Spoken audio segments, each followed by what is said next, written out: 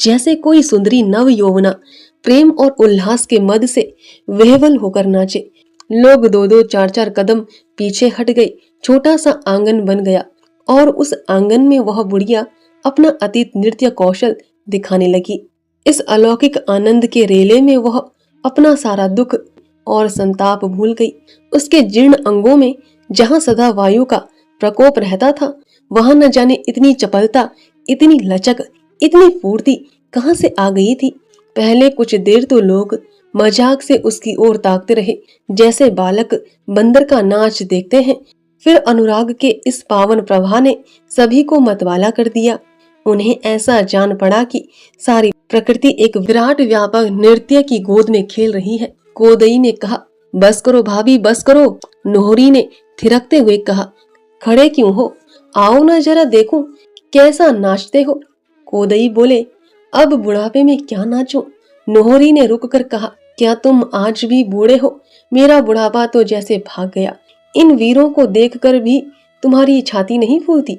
हमारा ही दुख दर्द हरने के लिए तो इन्होंने यह प्रण ठाना है।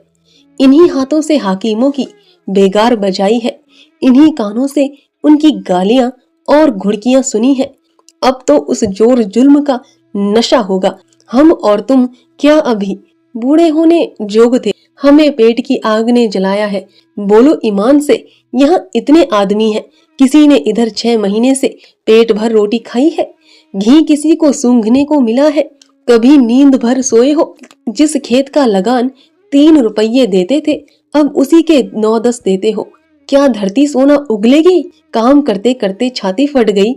हम ही हैं कि इतना सहकर भी जीते हैं।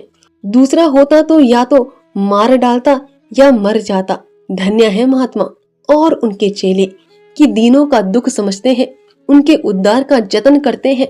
और तो सभी हमें पीसकर हमारा रक्त निकालना जानते हैं। स्त्रियों के चेहरे, यात्रियों के चेहरे चमक उठे, हृदय खिल उठे।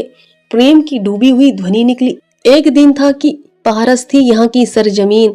एक दिन यह है कि यूं बेदोस्ताप कोई नहीं। कोदई के द्वार पर मशालें जल रही थी। कई गांव के आदमी जमा हो गए थे। यात्रियों के भोजन कर लेने के बाद सभा शुरू हुई। दल के नायक ने खड़े होकर कहा, भाइयों, आपने आज हम लोगों का जो आदर सत्कार किया, उससे हमें यह आशा हो रही है कि हमारी बेड़ियां जल्द ही कट जाएंगी। मैंने पूरब और पश्चिम के बहुत से देशों को देखा है और मैं तजर्बे से कहता हूँ कि आप में जो सरलता है, जो ईमानदारी, जो श्रम और धर्म बुद्धि है, वह संसार के और किसी देश में नहीं। मैं तो यही कहूंगा कि आप मनुष्य नहीं, देवता हैं। आपको भोग विलास से मतलब नहीं, नशा पानी से मतलब नहीं। आपका अपना काम करना और अपनी दशा पर संतोष रखना, यह आपका आदर्श है। लेकिन आपका यही देवत्व, आपका यही सीधापन आपके हक में घातक हो रहा है। बुरा न मानिए, आप लोग इस संसार में रहने के योग्य नहीं। आपको तो स्वर्ग में कोई स्थान पाना चाहिए था। खेतों का लगान बरसाती नाले की तरह बढ़ता जाता है। आप चूं नहीं करते। अमले और अहलकार आपको नोचते रहते हैं। आप जबान नहीं हिलाते। इसका यह नतीजा हो रहा है कि आपको लोग दोनों हाथों से लूट रहे हैं, पर आपको खबर नहीं। आपके हाथों से सभी रोजगार छिनते जाते हैं। आपका सर्वनाश हो रहा है, पर आप आंखें खोलकर नहीं देखते। पहले लाखों भाई सूत काट कर, कपड़े बुनकर गुजर करते थे। अब सब कपड़ा विदेश से आता है। पहले लाखों आदमी यही नमक बनाते थे, अब नमक बाहर से आता है। यहाँ नमक बनाना जुर्म है। आपके देश में इतना नमक है कि सारे संसार का 200 साल तक उससे काम चल सकता है, पर आप 7 करोड़ रुपए सिर्फ नमक के लिए देते हैं। आपके उसरों में, झीलों में नमक भरा पड़ा है, आप उसे छू नहीं सकते। शायद कुछ दिनों में आपके कुओं पर भी महसूल लग जाए। क्या आप अब भी यह अन्याय सहते रहेंगे? एक आवाज आई, हम किस लायक हैं नायक? यही तो आपका भ्रम है।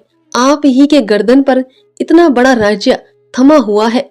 आप ही इन बड़ी बड़ी फौजों, इन बड़े बड़े अफसरों के मालिक हैं, मगर फिर भी आप भूखों मरते हैं, अन्याय सहते हैं, इसलिए कि आपको अपनी शक्ति का ज्ञान नहीं। यह समझ लीजिए कि संसार में जो आदमी अपनी रक्षा नहीं कर सकता, वह सदैव स्वार्थी और अन्यायी आदमियों का शिकार बना रहेगा। आज संसार का सबसे बड़ा आदमी अपने प्राणों की बाजी खेल रहा है, अपने प्राणों की बाजी खेल रहा है।